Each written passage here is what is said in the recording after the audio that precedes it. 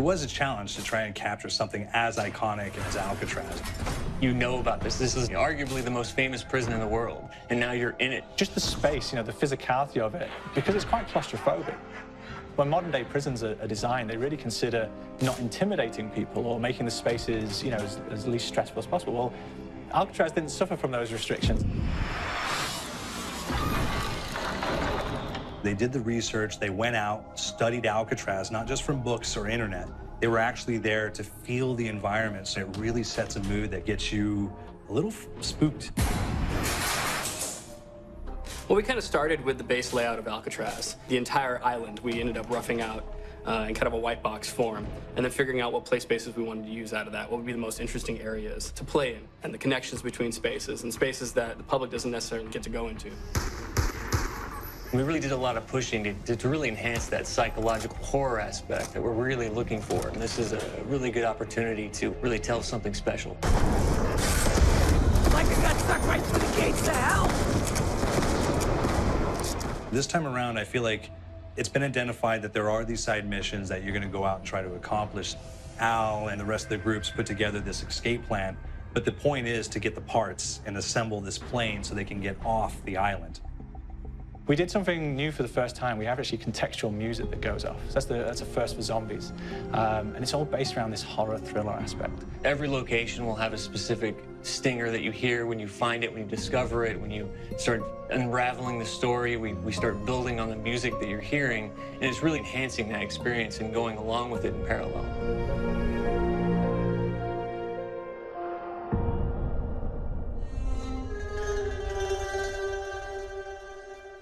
Because we wanted to embrace this kind of horror thriller element, we wanted character actors, guys who could really embody someone and then convey emotion. So that's why we went for guys like Ray Liotta, getting in that kind of guy, we wanted a frantic nature. So he plays a character called Billy Handsome, who's this kind of psychopath who would be employed by the mob to kill people in interesting ways.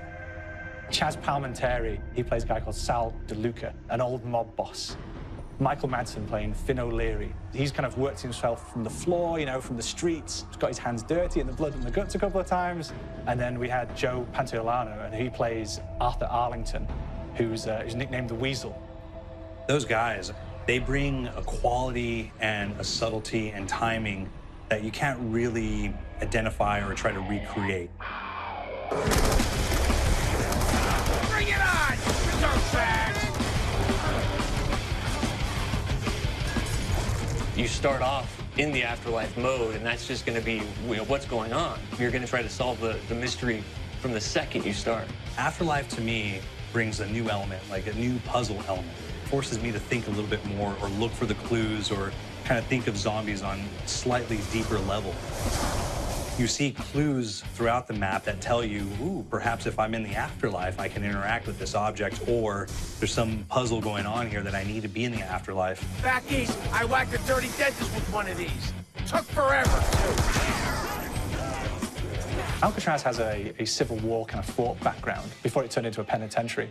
And so we had this kind of backstory, the idea that the warden would have collected Civil War weaponry.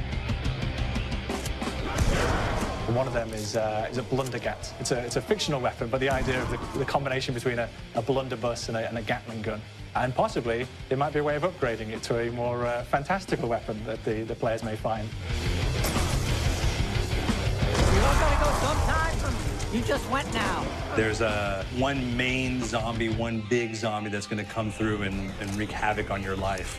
He'll lock down the perk machine, he'll close down the box, so you have to pay to get that open again. So you don't want him to interfere with your process. Now's a good time to pick a fight. It's a fun challenge. It keeps things moving forward. In terms of perks, we have a new perk called Electric Cherry. When you reload, it gives a shock around, which scales over time. Who's asking for it, these balls? There's so much to experience in this map. Every time I play it, there's a new tactic to take, a new experience, a new objective to go for. But there's also this layer of things that we aren't exactly exposing to the players right off the bat and will need to be discovered. Don't let me go. Is it the calling we hear? We we've got the undead in there, we've got these historical elements, and these fantastic actors all seem to be with peace with each other in this kind of same world. So it's magical, and our team is incredibly excited by it. This is the call.